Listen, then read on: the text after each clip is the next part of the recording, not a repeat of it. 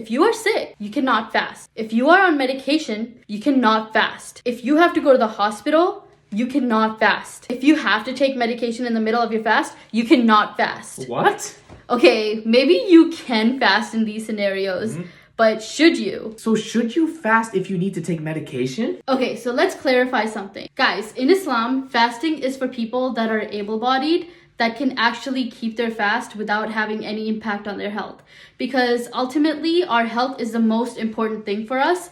And so if we're not feeling well, if the doctor has consulted with us and has told us, don't fast, your body needs food and nutrients, you don't have to fast, because there is an exception for people like that. Yeah. But isn't that kind of unfair? Like, let's say someone wants to fast and then suddenly they have to take medication and it breaks it. They can't participate. Is that not unfair to those people who are going through medical condition? It isn't unfair, because at the end of the day, it's technically a mercy upon us. If a person who was sick and they had to take medication and they continued fasting after that, it would be very hard, because that means that they can't eat food after their medication. A lot of the times you can't even take medication without eating something before it. It really just depends on the type of medication you're taking. If it's the type of medication that you can take before you start your fast and after you finish your fast, then go ahead, you can fast, especially if the doctor says yes. You can definitely fast. But if you're in a condition where you're not feeling well all day and you need to take medication and you can't take it on an empty stomach and you need to take it at a certain time of the day, you don't have to fast. By taking care of our bodies at that time, we're actually following the command of God, so we get reward for that, if anything. Okay, but what happens if, say, for example, God forbid, I get sick or someone gets sick during Ramadan, they're fasting, they have to,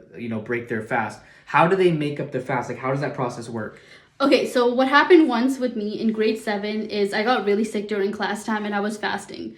And a lot of people were like pushing me to break my fast, because they're like, you need to take your medication. What are you doing? You have to break your fast. And I was like being stubborn. And I was like, no, I don't want to do it. And my chills were getting so strong. Like I was shaking and I was shivering. And nobody understood why I wasn't taking my medication. And they're just like, Mubina, you're allowed to break your fast if you're in this like severe of a condition.